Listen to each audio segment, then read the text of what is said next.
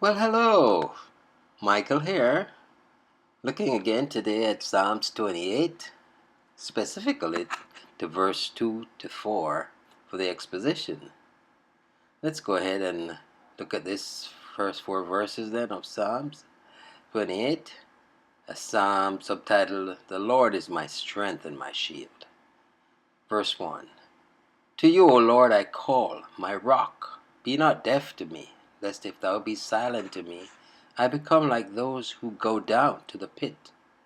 Verse 2.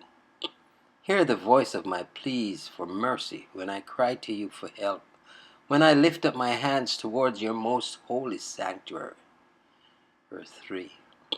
Do not drag me off with the wicked, with the workers of evil, who speak peace with their neighbors while evil is in their hearts.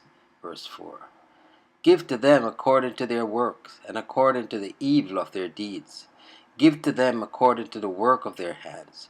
Render them their due reward. And so we look to the treasure of David for the exposition. Verse 2. This is much to the same effect as the first verse, only that it refers to the future as well as present pleadings. Hear me, hear me, hear the voice of my supplications. This is the burden of both verses.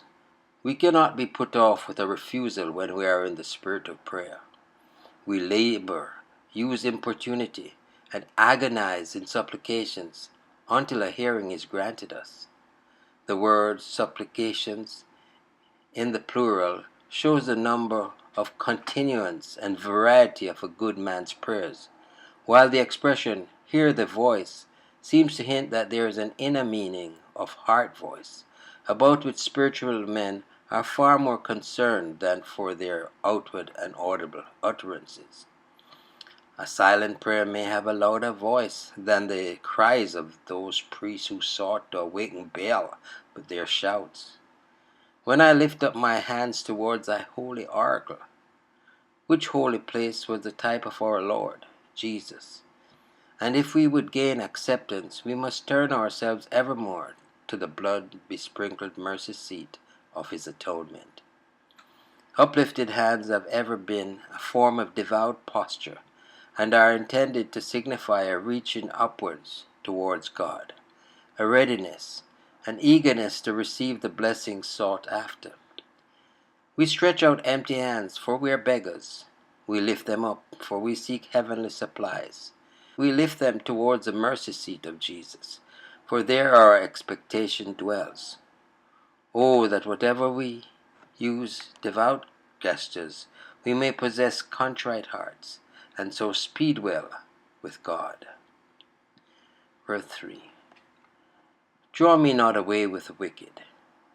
They shall be dragged off to hell, like felons of old dawn, on a hurdle to Tyburn, like dogs drawn to the fire, like faggots to the oven. David fears lest he should be bound up in their bundle, drawn to their doom, and the fear is an appropriate one for every godly man. The best of the wicked are dangerous company in time, and would make terrible companions for eternity. We must avoid them in their pleasures, if we would not be confounded with them in their miseries. And with the workers of iniquity, these are overtly sinful, and their judgment will be sure. Lord, do not make us to drink of their cup. Activity is found with the wicked, even if it be lacking to the righteous. Oh, to be workers for the Lord, which speaks peace to their neighbors, but mischief is in their hearts. They have learned the manner of the place in which they are going. The doom of liars is their portion forever, and lying is their conversation on the road. Soft words, oily with pretended love, are the deceitful meshes of the infernal net in which Satan catches the precious life. Many of his children are learned in his abominable craft, and fish with their father's net, almost as cunningly as he himself could do it. It is a sure sign of baseness when the tongues and the heart do not ring to the same note. Deceitful men are more to be dreaded than wild beasts. It were better to be shut up in a pit with serpents than to be compelled to live with liars. He who cries peace too loudly means to sell it if he can get his price. Good wine needs no bush. If he were so very peaceful, he would not need to say so. He means mischief, more sure of that. Verse 4.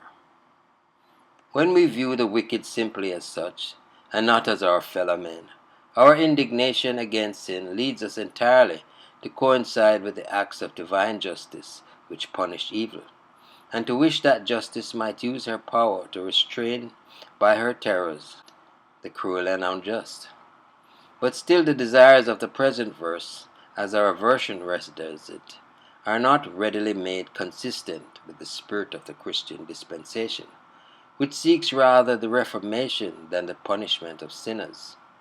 If we view the words before us as prophetic, or as in the future tense, declaring a fact, we are probably nearer to the true meaning than that given in our version. Ungodly reader, what will be your lot when the Lord deals with you according to your desert, and weighs out to you his wrath, not only in proportion to what you have done, actually, but according to what you would have done if he could? Our endeavors are taken as facts. God takes the will for the deed, and punishes or rewards accordingly. Not in this life, but certainly in the next, God will repay his enemies to their faces, and give them the wages of their sins, not according to their fawning words, but after the measure of their mischievous deeds will the Lord mete out vengeance to them that know him not. Yes, indeed. Trust you enjoyed exposition on verse 2 to 4 of Psalms 28.